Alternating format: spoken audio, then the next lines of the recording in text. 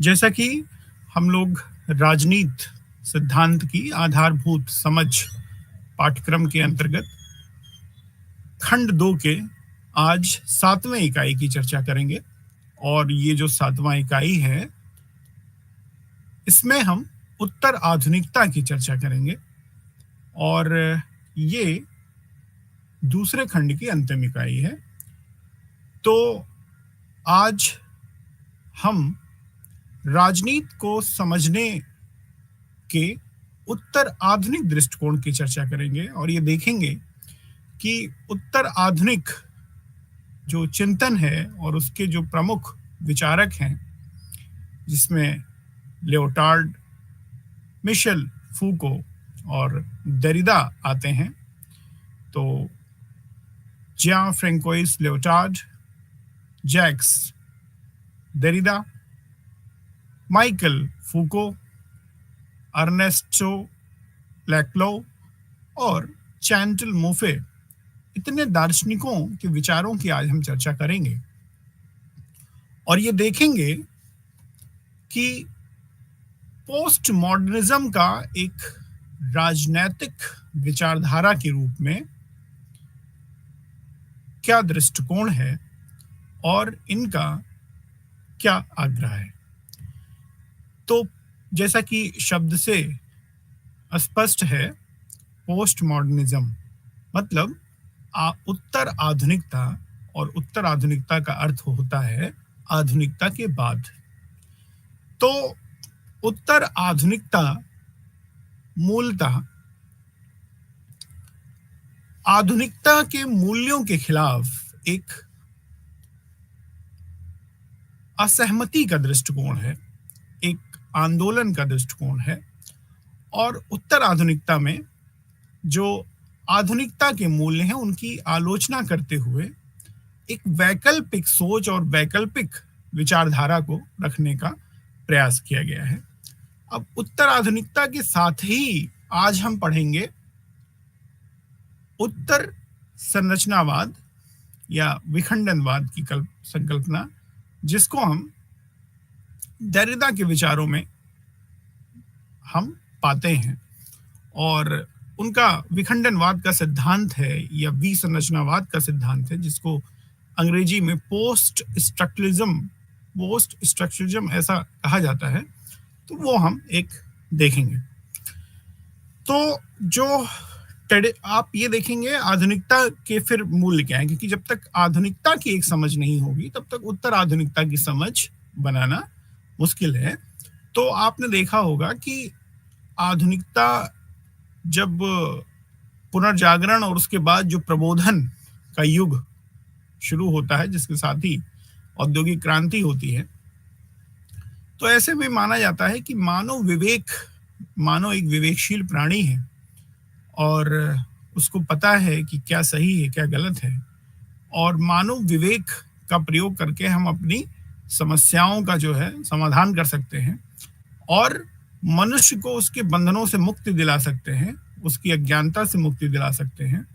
तो एक तरीके से जो आधुनिकता की पूरी विचारधारा आई, आधुनिकता का जो एक आंदोलन आया मॉडर्निज्म का, वो जो है एक मुक्तिकामी या मुक्तिकारक जो है अवधारणा के रूप में स्थापित हुई। और ये कहा गया कि आधुनिकता के मूल्यों को स्वीकार करते हुए हम एक मनुष्य को विकास के रास्ते पे अग्रसर कर सकते हैं और उसकी जो जीवन में जो समस्याएं हैं, उन समस्याओं का निदान किया जा सकता है और उसके विकास के लिए आवश्यक वातावरण तैयार किया जा सकता है। तो आधुनिकता के जो मूल्य हैं, उनमें एक सबसे पहला मूल्य है जो है कि हमें ज्ञान और ज्ञान के लिए जो है विज्ञान और तर्क पर जो है विश्वास करना पड़ेगा। तर्क और विज्ञान के माध्यम से ही जो है हम किसी भी लक्ष्य को या किसी भी जो है व्यवस्था को बना सकते हैं। उसका आधार, किसी ज्ञान का आधार जो होता है, वो नॉलेज का आधार जो होता है, वो तर्क और विज्ञान होता है। और तर्क और विज्ञान का प्रयोग करके मानव को केंद्र में रखते हुए, मानव हित को केंद्र में रखते हुए जो है हम अगर कार्य करेंगे, तो जो आधुनिक जो व्यवस्था है, जो मध्यकालीन से इनका एक डिपार्चर है, वो देववाद की जगह मानववाद पे इनका एक फोकस है आधुनिकता में।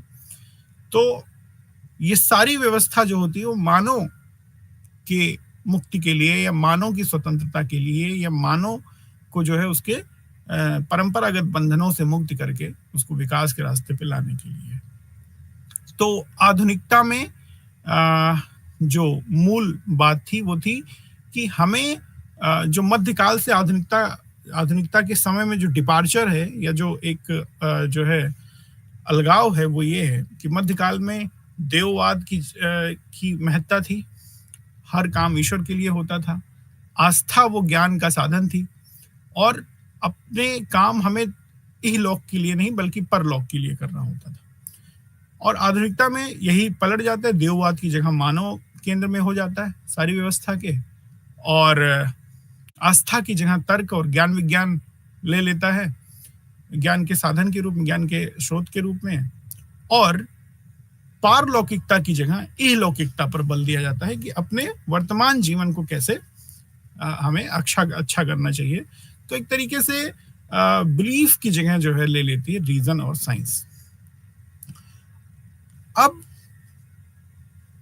एक दौर चलता है आधुनिकता का और वो लगभग चल ही रहा है, वर्तमान में भी सामयिक है, लेकिन 1970 के दशक तक आते आते ये देखा जाने लगा कि जिस आधुनिकता को मुक्ति के लिए जरूरी माना जा रहा था, मानव मुक्ति के लिए, मानव स्वतंत्रता के लिए, या उसको उसके बंधनों से मुक्त करने के लिए जरूरी माना जा रहा था, वो वास्तव में वो उतना मुक्तिकारक नहीं है, उतना इमेंसिपेटरी नहीं है, और कहीं ना कहीं पर्यावरण पे खतरे आ रहे हैं, या जो माइनॉरिटी आइडेंटिटी है, जो अल्पसंख्यक समाज के अल्पसंख्यक हैं, वो कहीं ना कहीं व्यवस्था से बाहर हैं और वो उनके लिए कोई व्यवस्था काम नहीं कर रही है। तो ऐसे में एक तरीके से एक आलोचनात्मक दृष्टिकोण का अभ्युदय होता है मॉडर्निटी के मूल्य और उसके जो एक हर चीज को वस्तुनिष्ठता में देखने का जो एक आग्रह मॉडर्निटी करती है, तो उसके खिलाफ एक आंदोलन शुरू होता है। और ये कहा जाता है कि जो ये मेटा नैरेटिव है, मतलब एक ऐसा जो एक सार्वभौमिक कहानी गढ़ी जाती है इतिहास को लेके, व्यवस्था को लेके कि यही सबसे अच्छा है, तो उस मेटा नैरेटिव के खिलाफ एक आंदोलन के रूप में आप उत्तर आधुनिकता को देखते हैं। और उत्तर आधुनिकता मेटा नैरेटिव की जगह छोटे छोटे जो है मूल्यों और या एक सार्वभौमिक कहानी की जगह, एक सार्वभौमिक व्याख्या की जगह सबकी अपनी एक व्यक्तिगत व्याख्या पर फोकस करता है और व्यक्तिगत मूल्यों पर फोकस करता है। तो विज्ञानवाद के ऑब्जेक्टिविटी की जगह, वस्तुनिष्ठता की जगह अब व्यक्तिनिष्ठता को प्रभावी माना जाने लगता है। और जैसा कि आप जानते हैं, वस्तुनिष्ठता का अर्थ होता है कि ऐसी चीज जो वस्तु पर निर्भर है। तो मान लीजिए किसी पेन का रंग अगर नीला है तो वो नीला रंग सभी के लिए है। क्यों? क्योंकि वो चीज वस्तुनिष्ठ उस पेन पे निर्भर करती है। तो इसे कहा जाता है कि पेन का रंग नीला है तो ये वस्तुनिष्ठ संकल्पना है कि पेन सभी के लिए है क्योंकि ये वस्तु पर निर्भर है। व्यक्तिनिष्ठ मतलब जो व्यक्ति पर निर्भर हो। जरूरी नहीं कि जो मौसम मेरे लिए सुखद हो वो आपके लिए भी सुखद हो, या जो कलर मुझे अच्छा लगता है वो आपको भी अच्छा लगता हो। तो जो व्यक्तिनिष्ठ होता है जो वो जो है अलग अलग होता है। तो पोस्ट मॉडर्निज्म जो है वस्तुनिष्ठता की जगह अब व्यक्तिनिष्ठता पर फोकस करता है और ये कहता है कि हमें किसी मेटा नैरेटिव की, किसी एक ऐसे सार्वभौमिक मूल्य की आवश्यकता नहीं है।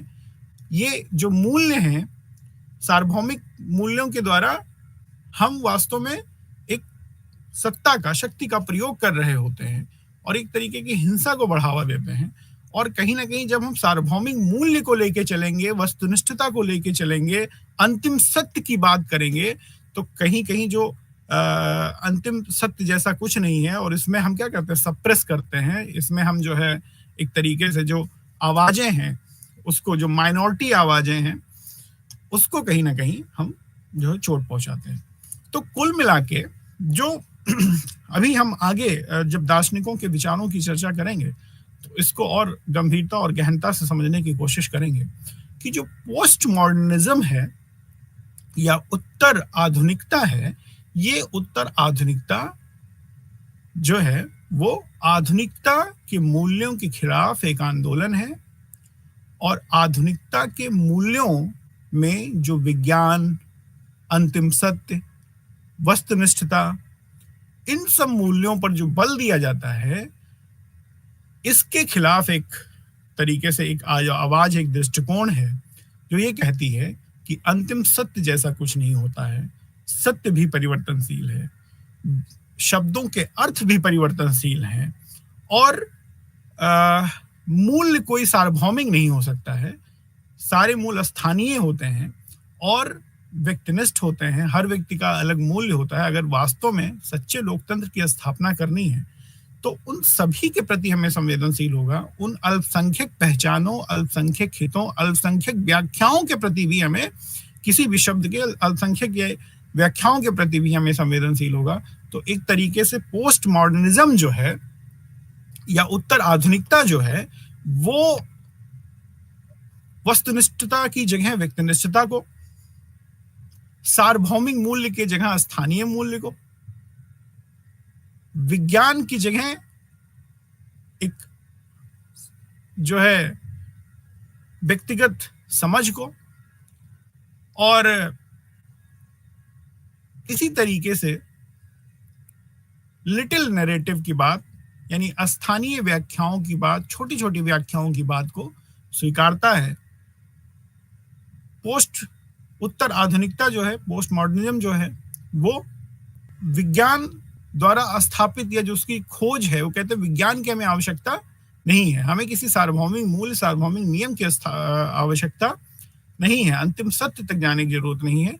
तो ये कहा जाता है कि उत्तर आधुनिकता जो है वो रीजन, तर्क और विज्ञान के खिलाफ एक आंदोलन है, एक आवाज है, और वो कहते हैं कि हमें इसकी आवश्यकता नहीं है।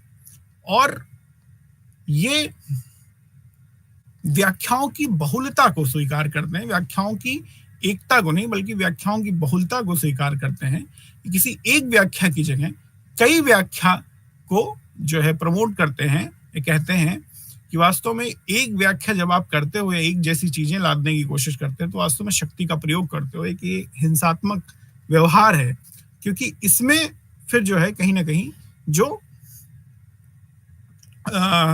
जो अल्पसंख्यक हित हैं, अल्पसंख्यक व्याख्याएं हैं, सत्य को देखने का जो अन्य दृष्टिकोण है, उसको कहीं ना कहीं आप खत्म करते हो, उसको कहीं ना कहीं आप सप्रेस करते हो, दबाव डालते हो, उस पे किए रहता है। तो आप ये देखेंगे कि जो एक मौलिक उत्तर आधुनिकता की एक जो मौलिक अवधारणा है, ये एक तरीके से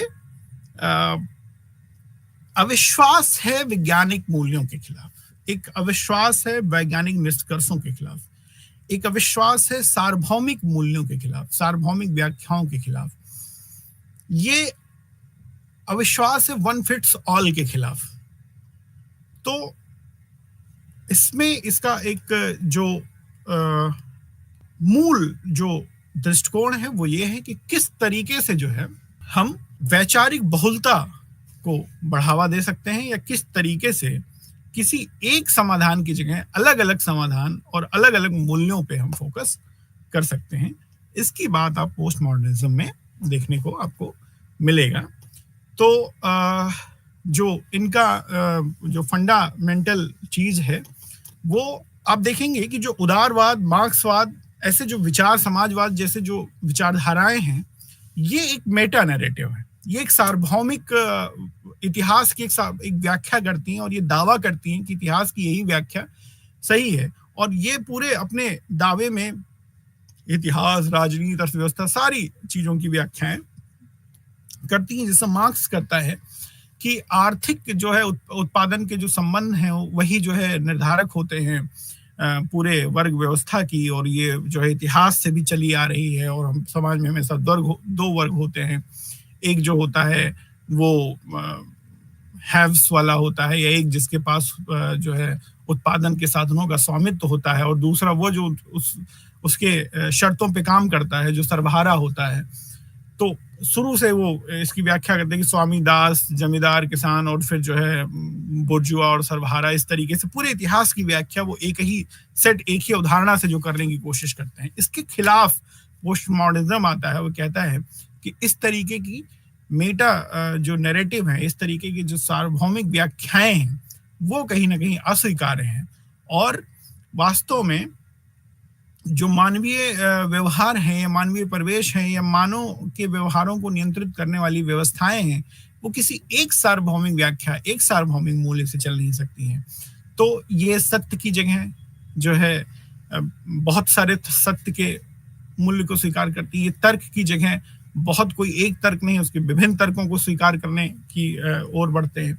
ये किसी एक पहचान, किसी एक वस्तुनिष्ठता के जहां बहुत सारे पहचानों की बहुलता पर या व्यक्तिनिष्ठता पर फोकस करते हैं, और ये किसी सार्वभौमिक जो है विचार की जगह कई छोटे छोटे विचारों को मान्यता देते हैं, उस पर ये फोकस करते हैं।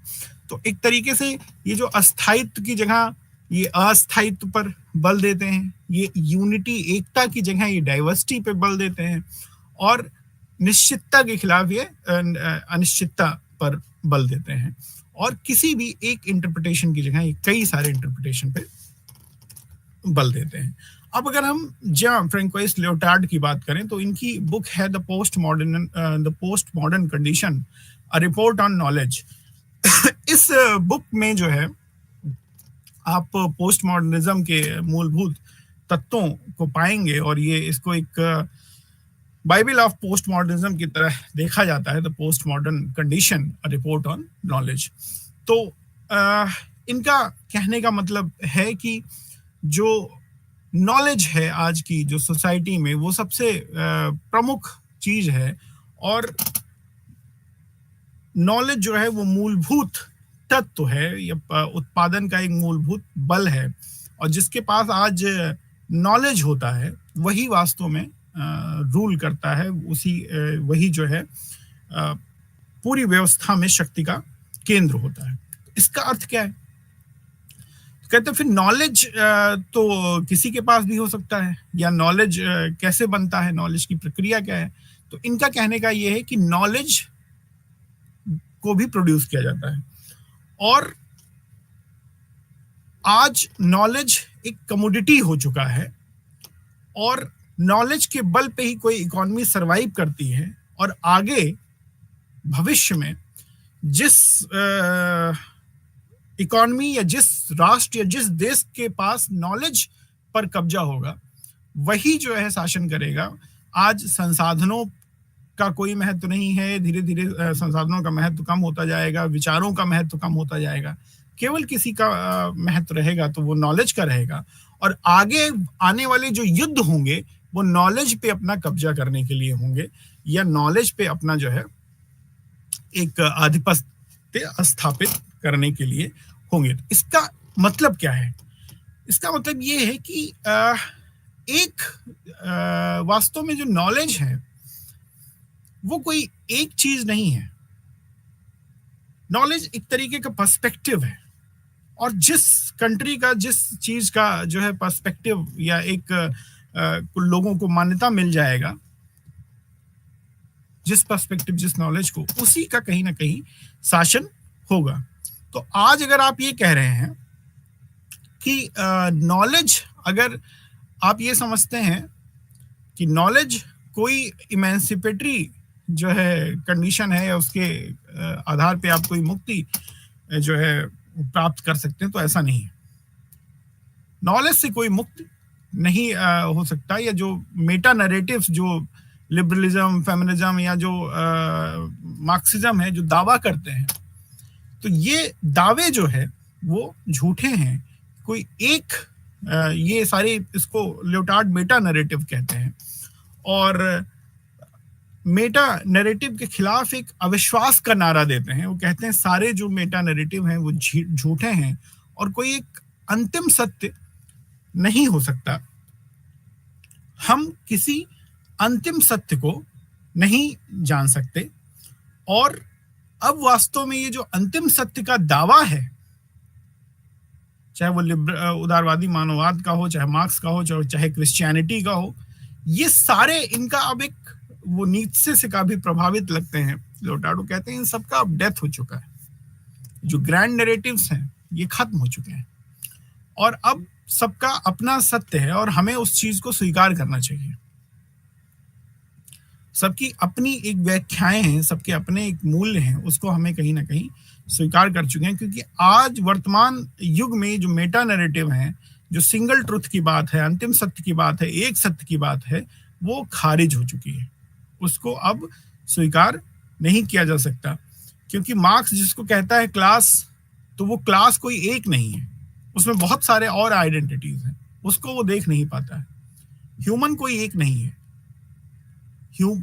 उसके ह्यूमन के भी बहुत सारे आयाम और बहुत सारे जो है अर्थ हैं।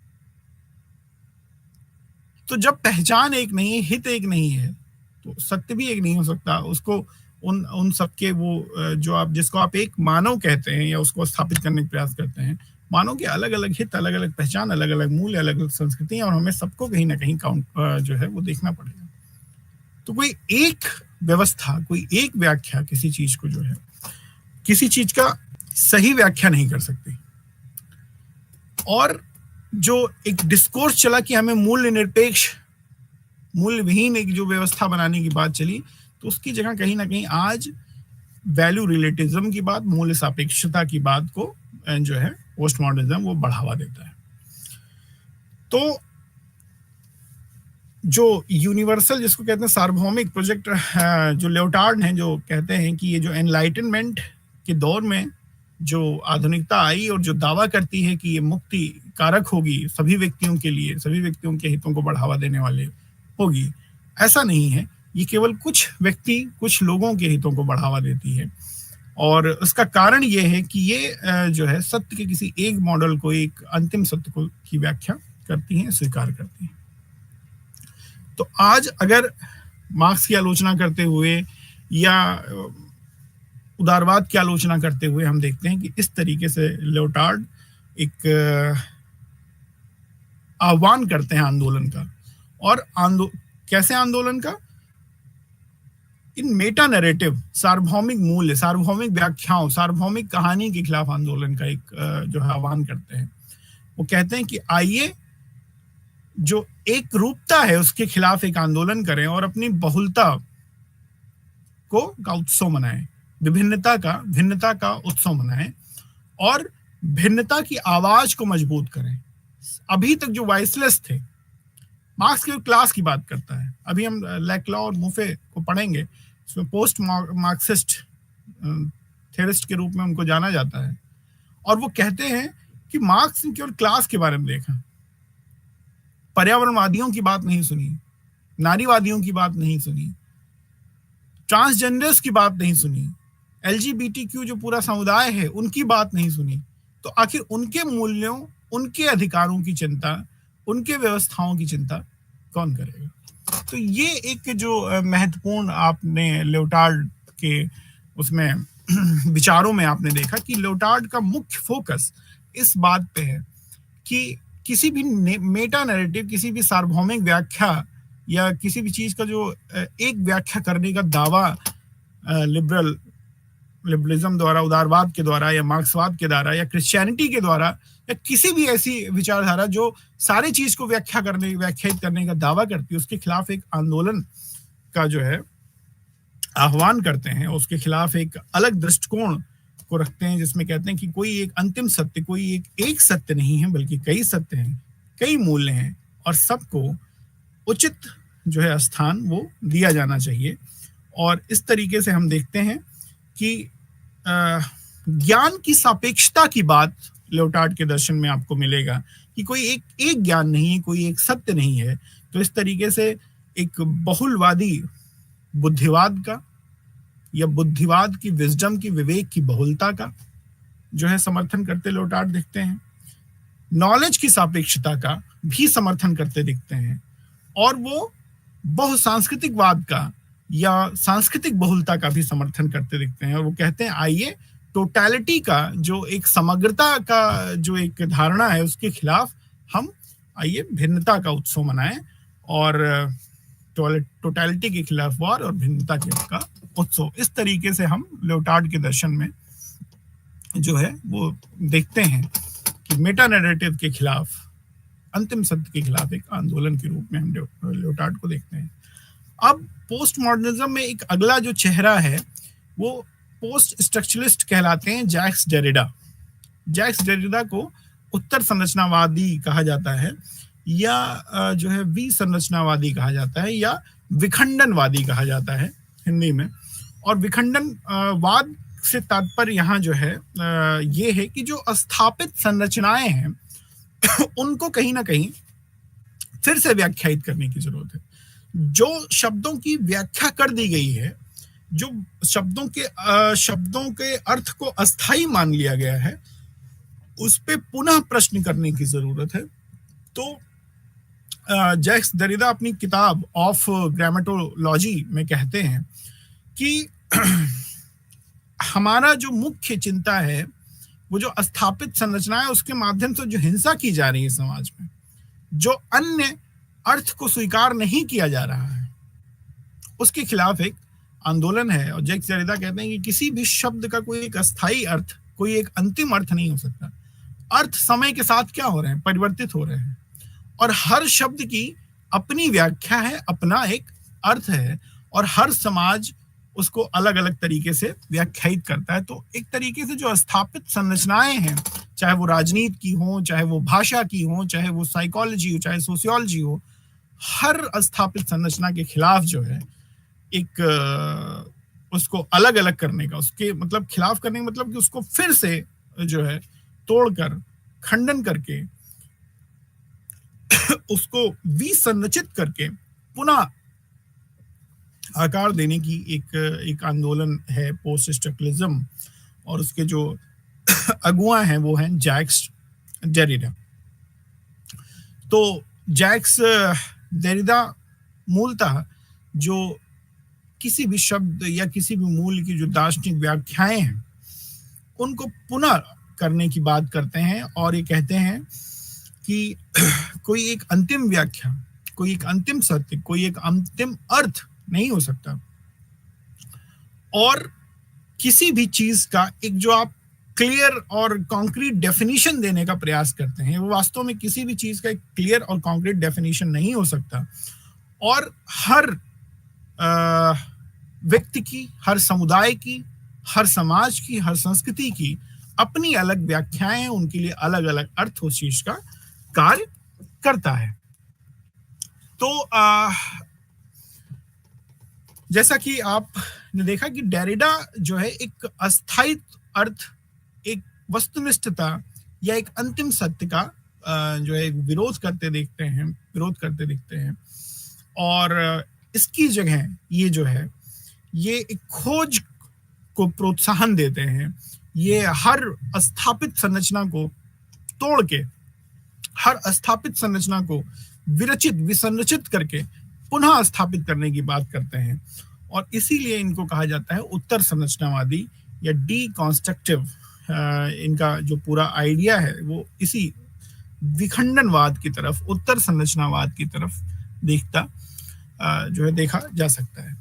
और इनका एक जो प्रमुख सिद्धांत वो कहते हैं कि आज हर चीज को हमने बाइनरी में देखने की एक प्रवृत्ति विकसित कर ली है। बाइनरी का मतलब कि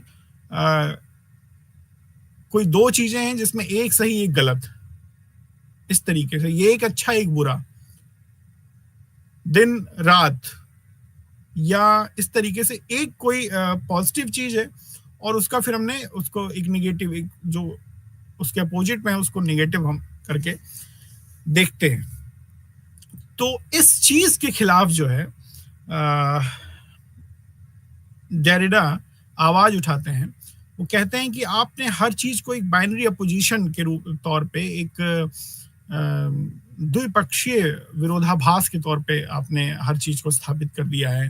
जैसे देवता है तो राक्षस होगा, गुड है अच्छा है तो बुरा होगा, या आंतरिक है तो बाह्य होगा, इस तरीके से, या कोई सार्वभौमिक है तो कोई विशेषीकृत होगा। तो इस तरीके जो बाइनरी का है ये कहीं ना कहीं जो है वो सही नहीं है। और इसमें एक जो बाइनरी का जो एक पक्ष है वो अपने अर्थ और परिभाषा के लिए दूसरे पक्ष पर डिपेंड करता है। अगर दूसरा पक्ष ना हो तो पहले पक्ष का कोई जो है अस्तित्व नहीं है। जैसे देवता ना हो तो राक्षस का कोई अस्तित्व नहीं है, या राक्षस ना हो तो देवता का कोई अस्तित्व नहीं है, आंतरिक ना हो तो बाह्य का कोई अस्तित्व नहीं। इसी तरीके से उन्होंने कहे कि अच्छाई और बुराई ये इनका कोई स्वतंत्र अर्थ नहीं है, ये अपने अर्थ के लिए एक दूसरे पर क्या है, निर्भर है। और हमें इस चीज की आवश्यकता नहीं है। कोई ना तो कंप्लीटली अच्छा हो सकता है ना कंप्लीटली बुरा हो सकता है, और अच्छे बुरे का अर्थ भी अलग अलग समाज में, अलग अलग परिवेश में, अलग अलग देश काल में अलग अलग होता है। तो हमें अगर अच्छे को या समझना है या उसकी बात अगर करनी है तो हमें कहीं ना कहीं उसके विभिन्न अर्थों को समझना होगा। अगर हम किसी एक अर्थ से उसको जो है परिभाषित करने का प्रयास करेंगे तो कहीं ना कहीं वो एक आधिपत्य को दिखाता है, एक आधिपत्य स्थापित करने जैसा होता है, क्योंकि उसमें एक सत्य के एक ही पक्ष का आधिपत्य जो है वो हो जाता है।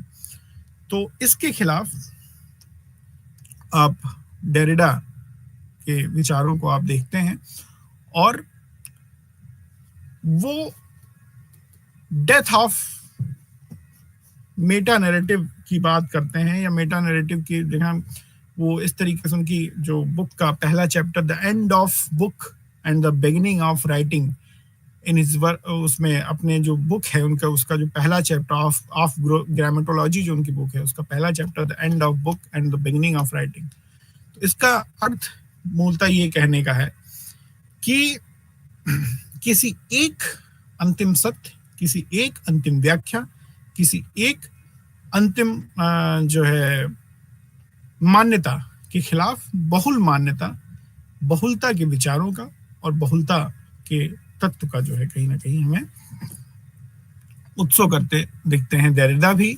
और डेरिडा मूलतः जो अभी तक जो संरचना थी वो कहते हैं कि इन संरचना का जो आधार होता है, सबसे पहले हम पोस्ट स्ट्रक्चरलिज्म को भाषाई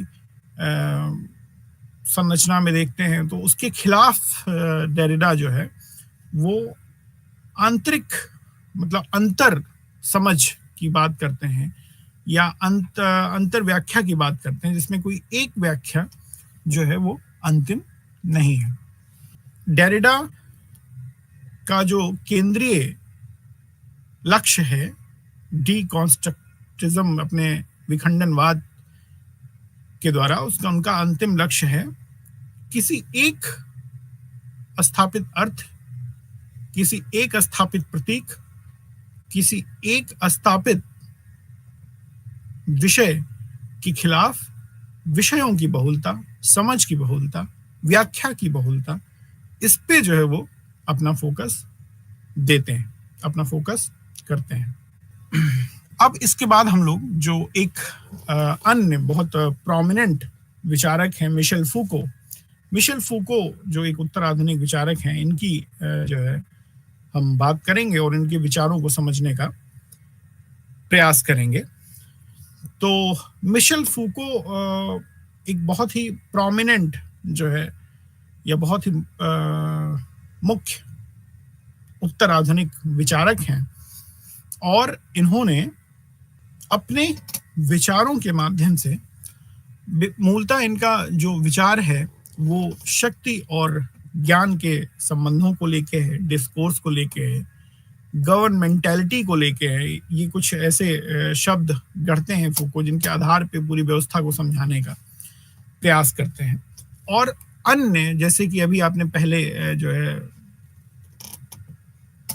विचारकों को देखा, उसी की तरह ये भी जो आधुनिकता के मूल्य हैं, जो प्रबोधन के युग में जन्मे जो ह्यूमनिज्म के लक्ष्य हैं, उनके खिलाफ जो है अपनी बात रखते हैं, और ये भी किसी अंतिम सत्य को स्वीकार नहीं करते हैं। ये एक कॉन्सेप्ट देते हैं डिस्कोर्स का, ये विमर्श का। डिस्कोर्स को ये परिभाषित करते हुए कहते हैं कि वास्तव में डिस्कोर्स के थ्रू ही विमर्श के द्वारा ही जो है वो सत्ता अस्थाई की जाती है, सत्ता बनाई जाती है, पावर जो होता है वो बनाई जाती है। और कोई जो सिस्टम होता है, कोई जो व्यवस्था होती है, वास्तव में अगर हम माइकल फूको के शक्ति के विचारों को पहले समझने की कोशिश करें तो उसी में हम देख पाएंगे कि शक्ति कैसे स्थापित होती, कहाँ होती है। फिर उसके बाद शक्ति के बाद हम उसके डिस्कोर्स के विचार को समझेंगे और गवर्नमेंटलिटी को समझेंगे और शक्ति और ज्ञान क्या है इसको भी समझने का प्रयास करेंगे। तो मिशेल फूको ये कहते हैं शक्ति की जो परंपरागत अवधारणा है उसको तोड़ते हैं और ये कहते हैं कि वास्तव में जो हम परंपरागत अवधारणा, अब क्या है पहले इसको समझ लें। तो शक्ति का परंपरागत अवधारणा हम ये जानते हैं कि शक्ति किसी के पास होती है, शक्ति अस्थाई होती है किसी व्यक्ति के पास, किसी संस्था के पास। जैसे परंपरागत अवधारणा ये है कि जो स्टेट है वो सॉवरेन होता है, तो सारी शक्ति स्टेट के पास होती है। शक्ति को एक के द्वारा किसी दूसरे को दिया जा सकता है, यानी शक्ति हस्तांतरण भी हो सकता है। और शक्ति किन्हीं संस्थाओं में, संसद में, न्यायपालिका में या कहीं इस तरीके की जो है कार्यपालिका में शक्ति निहित होती है। इस परंपरागत अवधारणा के खिलाफ मिशेल फूको कहते हैं ऐसा नहीं है, शक्ति समाज में चलती रहती है। शक्ति किसी एक जगह नहीं है, शक्ति पूरे समाज में बिखरी होती है। जैसे मनुष्य के शरीर में रक्त बहता है, उसी तरीके से पूरे समाज में शक्ति क्या होती है, बहती रहती है। शक्ति किसी रूलर के पास नहीं होता है, बल्कि शक्ति रूल्ड के पास होता है। अभी एक नया कॉन्सेप्ट है, ये एक ऐसा कॉन्सेप्ट जो आसानी से समझ में भी नहीं आता कि आखिर शक्ति रूल के पास कैसे है। तो इसको समझाने के लिए मिशेल फूको कहते हैं कि वास्तव में किसी राज्य के पास इतनी शक्ति नहीं होती कि किसी से वो अपनी बात मनवा ले, बल्कि जो स्कूल हैं या शुरू से जो संस्थाएं हैं जो व्यक्ति को अनुशासित रहना सिखाती हैं और व्यक्ति के में जो डर भरा जाता है और डर से वो जिस अनुशासन में रहती हैं, तो वो अनुशासन की जो पूरी प्रक्रिया है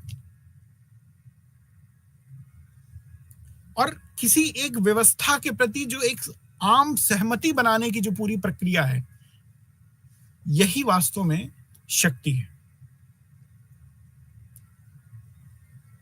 तो शक्ति किसी राज्य के द्वारा नहीं लागू किया जाता है, किसी राज्य के पास नहीं है। शक्ति वहां भी है जिसके द्वारा हम लोगों को अनुशासित करते हैं और लोग अनुशासन पूर्ण व्यवहार करना सीखते हैं, उसको अच्छा मानते हैं। तो ये शक्ति है। यानी शक्ति का प्रयोग स्कूलों में, जेलों में, वो आप जानते होंगे वो पैनॉप्टिकन की एक अवधारणा जिसको बेंथम ने दिया था, उसका प्रयोग करते हुए कहते हैं कि एक सर्कुलर बिल्डिंग बनाई जाती है जेलों में, उसके बीच में एक टावर होता है जहां से वो सारे जेलों कि वो टावर पे खड़ा व्यक्ति देखभाल करता है या रखवाली करता है या नजर रखता है उस टावर से सारे जेल के मुख्य द्वारों। वास्तव में वो व्यक्ति एक समय में किसी एक ही जेल पे देखता है, एक ही जो है उस पे ध्यान रहता है या नहीं भी ध्यान रहता है, लेकिन लोगों के मन में जो वहां कैदी हैं उनके मन में एक डर रहता है कि कोई हमें देख रहा है। तो ये जो डर है विकसित किया गया, यही शक्ति है।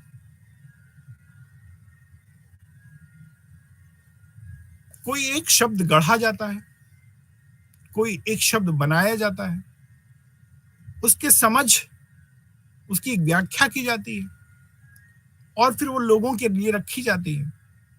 लोग भी उसी प्रकार एक समझ विकसित कर लेते हैं और जब ऐसा वो समझ वो विकसित कर लेते हैं तो वो स्वयं में क्या हो जाते हैं, शासित हो जाते हैं। नॉलेज की बात जो है फूको इसी तरीके से करते हैं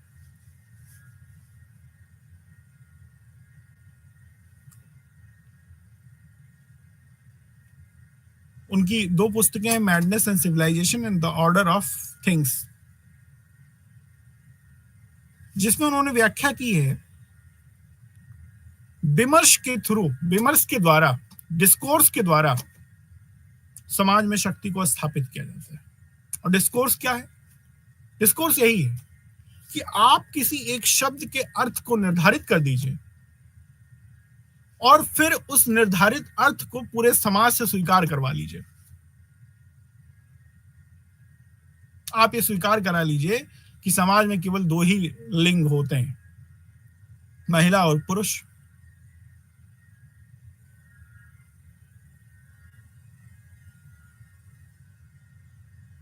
आप ये स्वीकार करा लीजिए कि बहुत ज्यादा एक तीसरा लिंग हो सकता है और कुछ नहीं हो सकता। तो ये अर्थ आपने स्वीकार कर लिया, ये समाज ने, ये सब ने स्वीकार कर लिया कि हाँ दो ही है। लेकिन वास्तव में एक व्यक्ति इन तीनों कैटेगरी में नहीं रहना चाहता। ये जो स्थापित आपने, वो हो सकता है कि कभी पुरुष जैसा व्यवहार करे और फिर कभी ऐसा समय जिसमें महिला जैसा व्यवहार करना चाहे। तो आपने लैंगिक निर्धारण की जो दो ढांचे डेवलप कर दिए, इसमें वो कहां फिट बैठेगा? तो इस तरीके से क्रांतिकारी विचार जो है वो मिशेल फूको रखते दिखते हैं। कहते हैं डिस्कोर्स में क्या होता है कि आप एक किसी भी चीज के अर्थ को निर्धारित कर देते हैं, फिर उसका एक साझापन हो जाता है, फिर उसी को लोग सत्य मान लेते हैं। और इस पूरी प्रक्रिया में ये कोई प्रक्रिया शक्ति का डायरेक्ट प्रयोग आपको समझ में नहीं आएगा। ये पूरी प्रक्रिया तय होती है शक्ति के प्रयोग से, और लोगों में शासित होने का भाव, उनके सामने एक ऐसे मूल्य रख दिए जाते हैं कि ये अच्छा, ये बुरा, ये सही, ये गलत। और वो मूल्य ऐसे होते हैं कि व्यक्ति शासित होकर मानता है कि मैं अच्छा काम कर रहा हूं, वो अनुशासित होकर लग रहा है। अनुशासन को जो है, जैसे स्कूलों की बात करिए, स्कूलों में सारे बेंचेस एक लाइन में लगे होते हैं, टीचर पढ़ा रहा होता है, बीच में घंटी बजती है तो क्लास खत्म हो जाता है, ये लोग फ्री हो जाते हैं। तो अब वो जो घंटी है वो लोगों के व्यवहार को निर्धारित कर रही है। एक खास तरीके से अनुशासित रहेंगे तो आप अच्छे कहे जाएंगे, या इस तरीके से अगर रहेंगे तो बुरे कहे जाएंगे। तो फूको कहता है कि ये जो शासित गवर्नमेंटैलिटी जो होती है, ये एक लोगों में अनुशासन को विकसित करने की जो ये संस्थाएं हैं, ये वास्तव में यहां जो है वो शक्ति का प्रयोग होता है। और जितनी सामाजिक संरचनाएं हैं, ये सब शक्ति का प्रयोग करती हैं। और शक्ति कहीं एक के पास नहीं है, ये आर्थिक संरचनाओं में भी है, ये सामाजिक संरचनाओं में भी है, ये राजनीतिक संरचनाओं में भी है।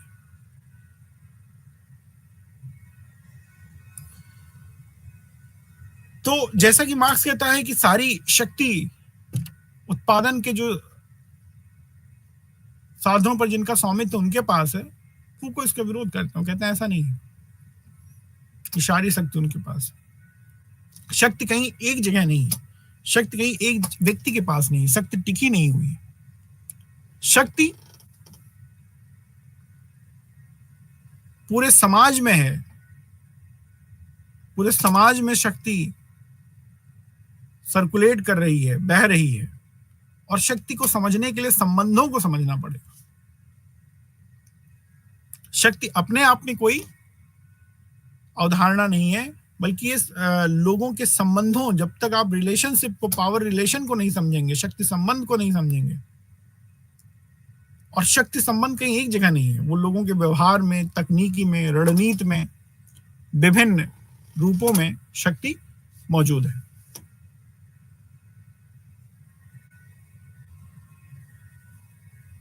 फूको कहते हैं जितने सामाजिक संबंध हैं सभी शक्ति के संबंध हैं,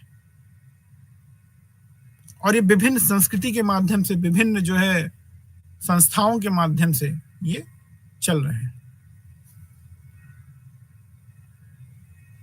और शक्ति ऊपर से नहीं आती बल्कि शक्ति नीचे से जाती है। लोग किसी को अनुशासित नहीं करते, लोग स्वयं अनुशासित होते हैं। लोग स्वयं एक खास व्यवहार करते हैं जिससे शक्ति की ऊपरी संरचना बनी रहती है।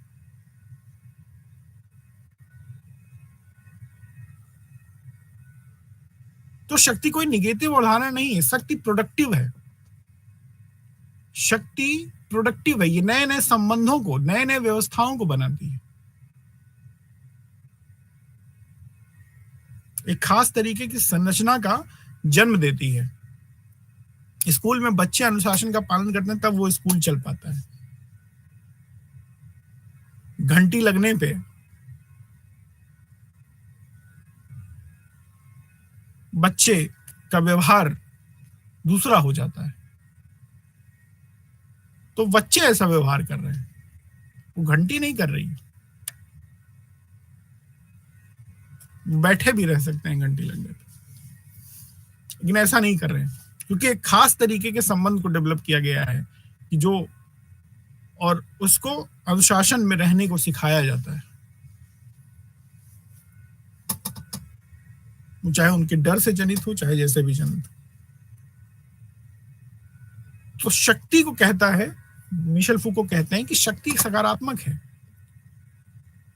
ये सृजन करती है, ये व्यवस्थाओं का सृजन, संबंधों का सृजन करती है।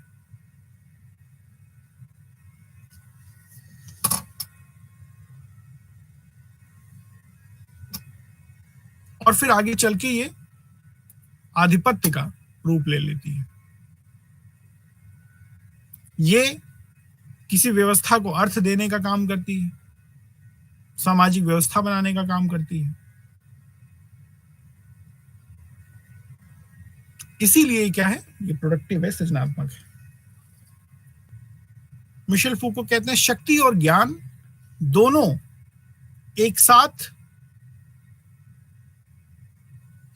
दोनों का एक साथ सृजन होता है, और ये दोनों एक दूसरे से अलग नहीं हो सकते।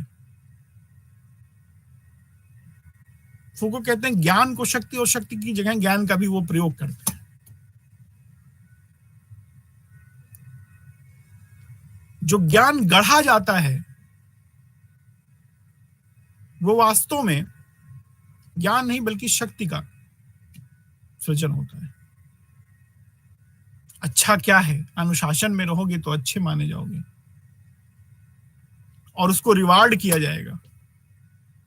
अच्छे के अर्थ को निर्धारित कर दिया गया, सत्य को, अर्थ को निर्धारित कर दिया गया। अब ये जो निर्धारण है, व्यक्ति उसी का अच्छा बनने के लिए, रिवार्ड पाने के लिए उसी के अनुरूप बिहेवियर करेगा। तो जो अच्छी व्यवस्था का ज्ञान है, जो अच्छाई का ज्ञान है, इसी के थ्रू शक्ति का प्रयोग होता है। तो इस तरीके से हम देखते हैं कि मिशेल फूको जो है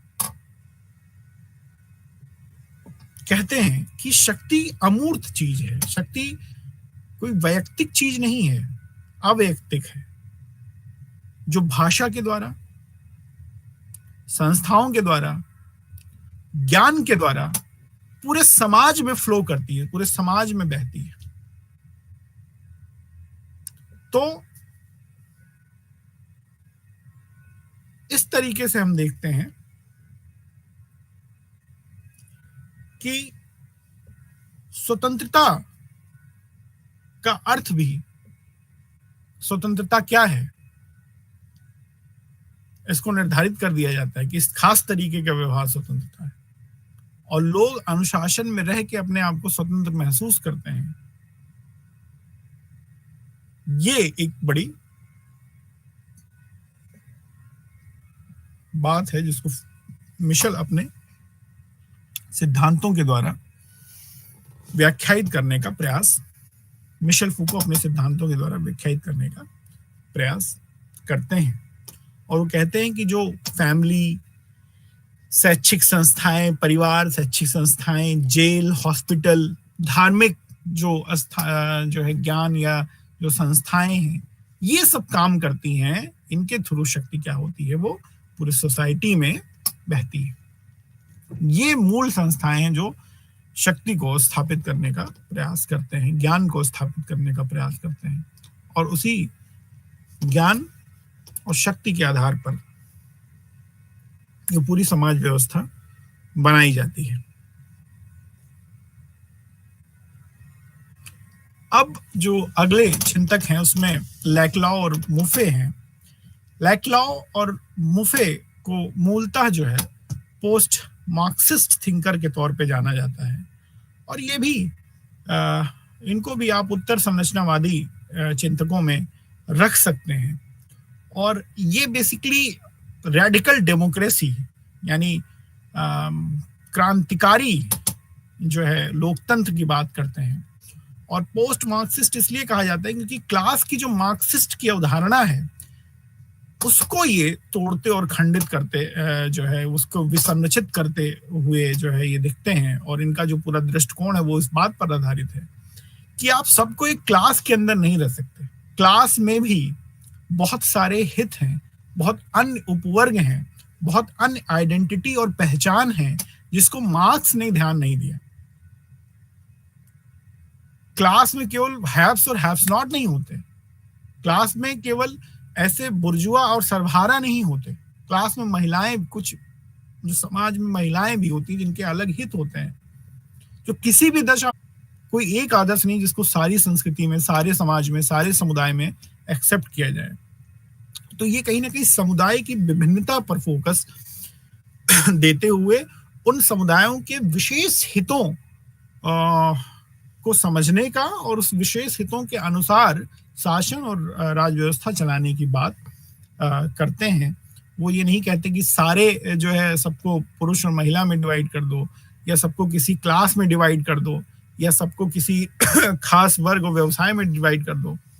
उसमें भी एक वर्ग में भी बहुत सारे पहचान हो सकते हैं, बहुत सारी संस्कृतियां हो सकती हैं, बहुत सारे मूल्यों को मानने वाले हैं। हमें सबको कंसीडर करना पड़ेगा, तभी वास्तव में हम एक वास्तविक लोकतंत्र की स्थापना कर पाएंगे। अगर हम किसी एक अंतिम सत्य की बात करेंगे, किसी एक अंतिम आधार की बात करेंगे, तो कहीं ना कहीं इसमें कुछ खास बहुसंख्यकों का ही हित केवल सुनिश्चित होगा। इसमें जो अल्पसंख्यक आइडेंटिटीज हैं या अल्पसंख्यक जो लोग हैं जिनके अलग हित हैं, जो वो पूरी सत्य की अवधारणा को स्वीकार करने में, जो स्थापित अवधारणा उसको स्वीकार करने में उनको वो सहज नहीं है, तो ऐसे में उनका कहीं ना कहीं उन पे हरास होगा, उनकी आवाज कहीं ना कहीं दबाई जाएगी। तो इन शॉर्ट में अगर हम समझने की कोशिश करें तो जो पोस्ट मॉडर्निज्म है वो एक सार्वभौमिक व्याख्या को अस्वीकार करते हुए छोटी छोटी व्याख्याओं को स्वीकार करने में या उसको प्रोत्साहन में बल देते हैं। ये मूल्यों की सापेक्षता की बात करते हैं। उत्तर आधुनिकतावादी जो हैं ये डिफरेंसेस को, भिन्नताओं का उत्सव मनाते हैं, भिन्नताओं को सेलिब्रेट करते हैं, और किसी एक यथार्थ की जगह मल्टीपल यथार्थ, मल्टीपल बहुलवादी सत्य को स्वीकार करते हैं, बहुलवादी पहचान को स्वीकार करते हैं, और विभिन्न विमर्शों, बहुल विमर्श को भी स्वीकार करते हैं। ये किसी सिद्धांत निर्माण की जगह, किसी एक सिद्धांत निर्माण की जगह बहुल सिद्धांत को बल देते हैं, और समाज के हितों को ध्यान में रखते हुए, अल्पसंख्यक हितों में ध्यान में रखते हुए उनको क्रिएट करने की बात करते हैं। तो इस तरह हम देखते हैं कि जो आधुनिकता, आप एक समझ आ रही होगी कि ये एंटी रीजन नहीं है, बल्कि ये क्वेश्चन को, ये रीजन को रीजन के द्वारा क्वेश्चन करते हैं। तो उत्तर आधुनिकता की जो सोच है वो एक कोई फाइनल रीजन का विरोध करते हुए, कोई एक फाइनल, एक अंतिम रीजन का विरोध करते हुए दिखते हैं। उनको कहते हैं कि एक रीजन की जगह कई सारे रीजन हो सकते हैं। कई सारे तर्क हो सकते हैं, कई सारे सत्य हो सकते हैं। तो ये एंटी नॉलेज नहीं है, बल्कि ये सत्य के बहुत सारे रूपों को ये देखने और समझने का प्रयास करते हैं। तो इस तरीके से हमने आज जो है उत्तर आधुनिकता के को समझने का एक प्रयास किया। इसके तमाम जो है आलोचक भी हैं, उसमें नोम चोम्स्की एक बड़ा नाम है, पाउलिन रोजेनाउ हैं, वो भी एक बड़े नाम है। वो कहते हैं कि ये कुछ नहीं है बल्कि एक ज्ञान मीमांसी उद्यम है, और ये किसी भी एक अर्थ की जगह कई सारे अर्थ को रख के एक बेसिकली अव्यवस्था फैलाने का काम करते हैं, और ये रीजन का विरोध करते हैं, लेकिन रीजन का विरोध रीजन के द्वारा ही करने की कोशिश करते हैं। तो इनमें एक कंसिस्टेंसी नहीं है, एक मॉडल को स्थापित करने की क्षमता नहीं है, और इस तरीके से जो पोस्ट मॉडर्निज्म है वो रीजन के इंस्ट्रूमेंट का विरोध करते हैं, और कई सारे मल्टीपल जो है मूल्यों, मल्टीपल चीज़ों को जो है रखने का प्रयास करते हैं, वैल्यूज को रखने का प्रयास करते हैं, लेकिन वास्तव में इस प्रयास में वो कहीं ना कहीं एक अंतिम व्यवस्था बनाने में असफल होते हैं, और एक पूरा क्योटिक माहौल कहीं ना कहीं इससे क्रिएट होगा, ऐसी आलोचना जो है वो की जाती है। लेकिन जैसा कि हम जानते हैं कि उत्तर आधुनिकता अल्पसंख्यकों की आवाज को उठाने में और सत्य को विभिन्न रूपों में समझने की एक जो भारतीय परंपरा है उसको कहीं ना कहीं आगे बढ़ाते हुए देखते हैं। इसमें कहा जाता है कि एकम सत्य विप्रा बहुधा वदंती, तो सत्य के कई रूपों को समझने की बात करते हुए देखते हैं। तो आज के क्लास यहीं तक थी। आशा है आपको क्लास अच्छी लगी होगी, समझ में आया होगा। धन्यवाद, नमस्ते।